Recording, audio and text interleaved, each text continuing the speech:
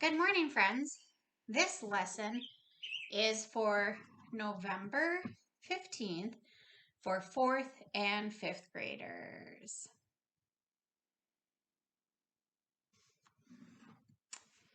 So, a special welcome to all of you for being here this morning. So, today we're going to learn about a great story from the Bible, and it's a new story. So, we're moving on from talking about Ruth, and we are talking about Daniel and the lions. But first, before we get into that, I have a very important question. Have you ever been afraid? Yep, I have. I have. What are some things that make you afraid? Think about it. I know some of the things that make me afraid right now, especially during this time of COVID, I get nervous and afraid that someone I know will get COVID and get really, really sick. I also am afraid of heights. So being way, way, way high up in the sky or high up anywhere. So I have been afraid many times in my life.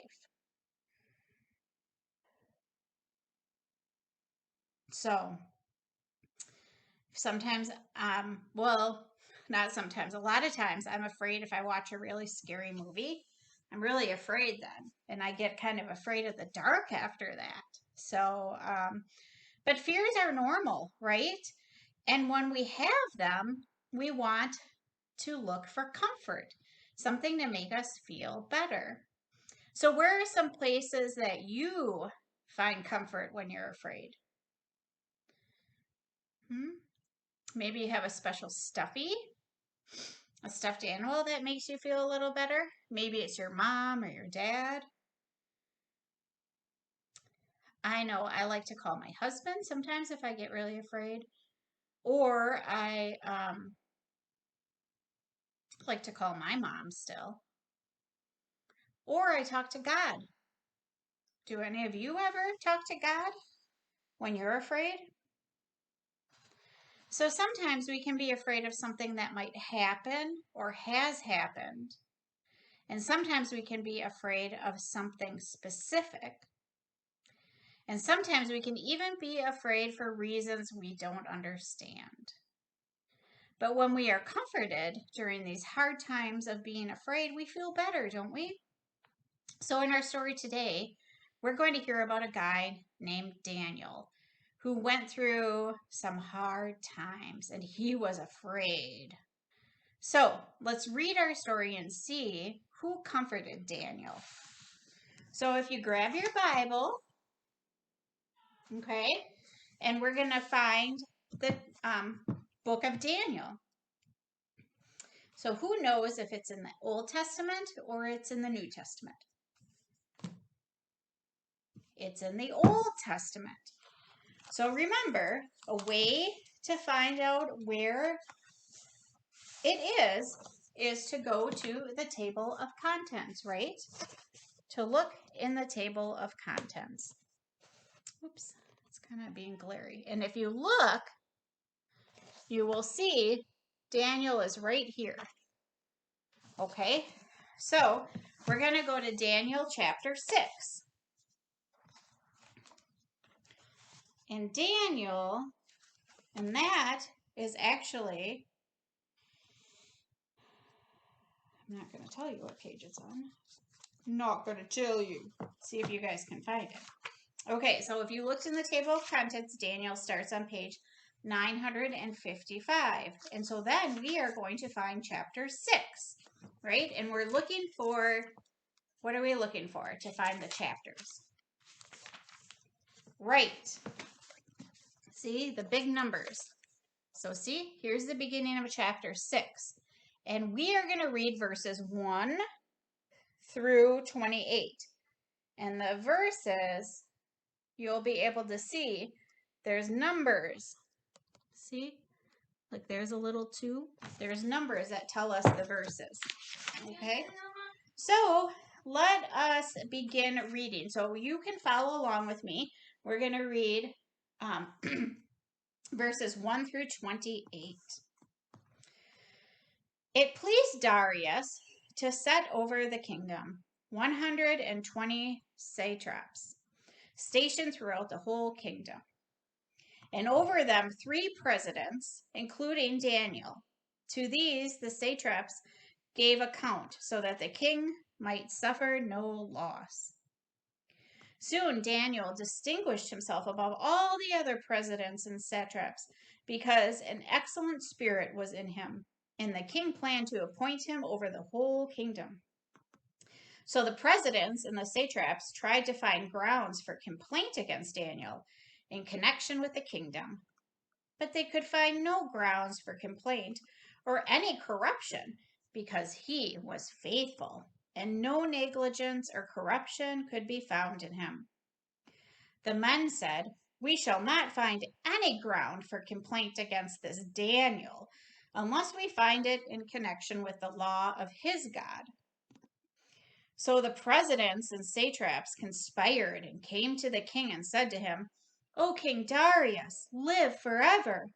All the presidents of the kingdom, the prefects and the satraps, the counselors, and the governors are agreed that the king should establish an ordinance and enforce an interdict, and that whoever prays to anyone, divine or human, for 30 days, except to you, O king, shall be thrown into a den of lions. So they're saying if people didn't pray for King Darius, they'd be thrown into a den of lions. Now, O king, establish the interdict and sign the document so that it cannot be changed, according to the law of the Medes and the Persians, which cannot be revoked. And therefore King Darius signed the document and interdict. Although Daniel knew that the document had been signed, he continued to go to his house, which had windows in its upper room open toward Jerusalem, and to get down on his knees 3 times a day to pray to his God and praise him, just as he had done previously. The conspirators came and found Daniel praying and seeking mercy before his God. Then they approached the king and said concerning the interdict, "O king, did you not sign an interdict that anyone who prays to anyone, divine or human, within 30 days, except to you, O king, shall be thrown into a den of lions?" And the king answered, "The thing stands fast, according to the law of the Medes and the Persians, which cannot be revoked." Then they responded to the king, "Daniel, one of the exiles from Judah, pays no attention to you, O king, or to the interdict you have signed, but he is saying his prayers 3 times a day." So what happened was they came to King Darius and said, "Daniel's still praying to God, and he's supposed to be praying to you," because they didn't like Daniel. So when the king heard the charge, he was very much distressed. He was determined to save Daniel, and until the sun went down, he made every effort to rescue him.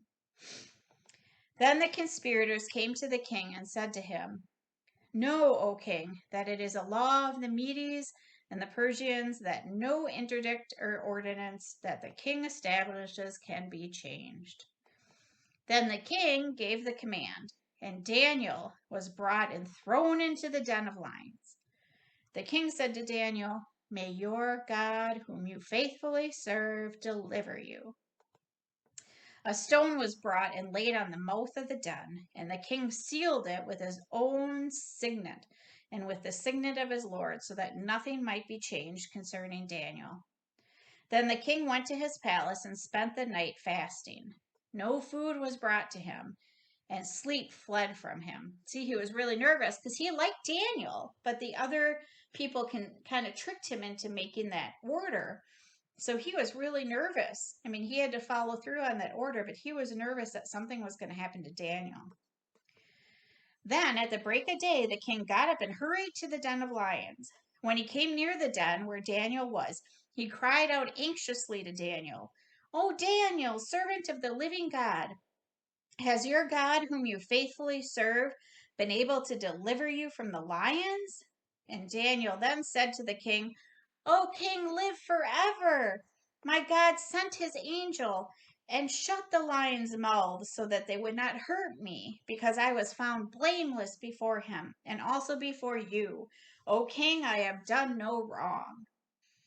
Then the king was exceedingly glad and commanded that Daniel be taken up out of the den. So Daniel was taken up out of the den, and no kind of harm was found on him, because he had trusted in his God. The king gave a command, and those who had accused Daniel were brought and thrown into the den of the lions, they, their children, and their wives. Before they reached the bottom of the den, the lions overpowered them and broke all their bones in pieces. Then King Darius wrote to all peoples and nations of every language throughout the whole world: "May you have abundant prosperity. I make a decree that in all my royal dominion people should tremble and fear before the God of Daniel. For he is the living God, enduring forever. His kingdom shall never be destroyed, and his dominion has no end. He delivers and rescues. He works signs and wonders in heaven and on earth. For he has saved Daniel from the power of the lions." So this Daniel prospered during the reign of Darius and the reign of Cyrus the Persian. And that ends our story about Daniel. So Daniel persevered. So who comforted Daniel in our story? Right, God. Daniel was afraid when he was thrown into the lion's den, but he prayed to God, didn't he? And God protected him and made Daniel feel better.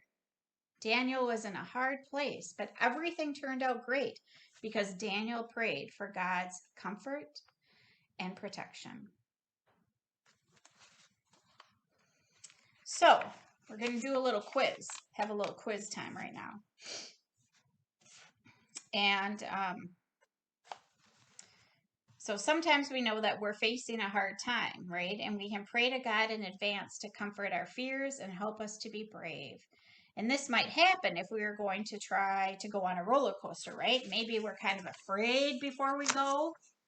I would be. I always get like motion sickness, so I would be afraid. So we might be afraid before we go on it. So we might pray to God to help keep us safe, and then we're comforted by that. And other times we may find ourselves in situations we didn't expect, and we have to pray for comfort and protection right away. So this may be something as simple as maybe a quiz that we didn't see coming, or an emergency in our family. So with either examples and with all those in between situations, we can pray right away for peace and comfort and for everything to turn out all right. And when we pray to God during these bad and hard times, we are comforted, just as Daniel was in the lion's den. So for our game, maybe you want to grab a parent and go up against a parent right now in this little quiz game. So if you want to just pause your video, you can do that and grab a parent. All right, so did you grab a parent or maybe a sibling? So for our game today, we're going to pretend to go into the lion's den and look for answers. So it's kind of dark and scary in there, but we know that God is cheering for us and making sure we're safe. Okay, so I'm going to ask some questions and we will see if you can get them right from listening to the story or if your parents can get them right. All right, so here we go. So who was king of Persia?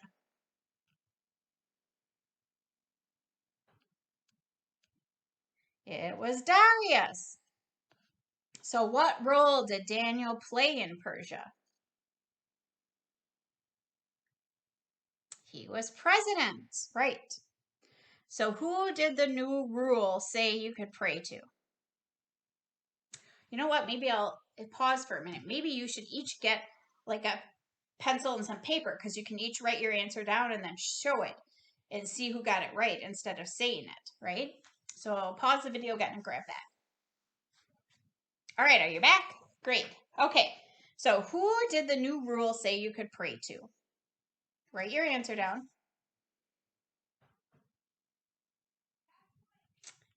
Darius. So who prayed to God anyway? Write your answer.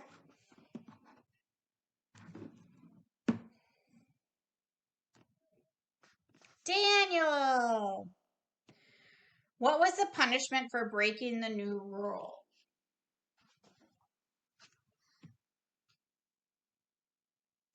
The den of lions, right. Which way did Daniel's windows face?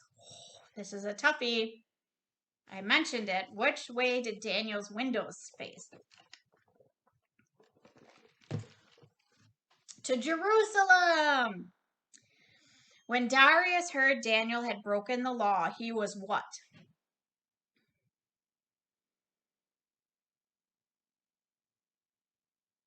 Distressed or nervous, afraid. You can say all those words. So, when did the king go back to check on Daniel?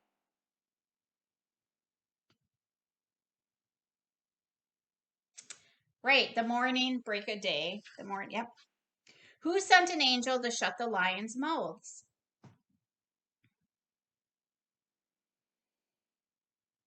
God, right. Who was unharmed because he trusted God?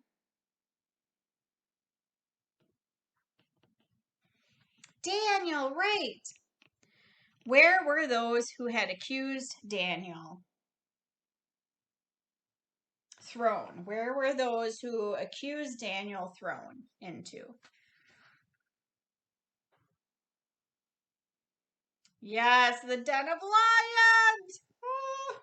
And who did King Darius believe in after our story?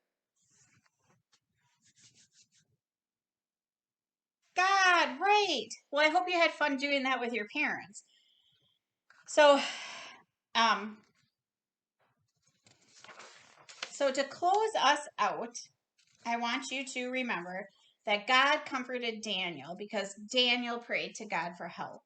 And Daniel knew that God was with him, even in the lion's den. And we can pray to God for comfort when we face hard times too. God will comfort us just as he comforted Daniel. So for our prayer today,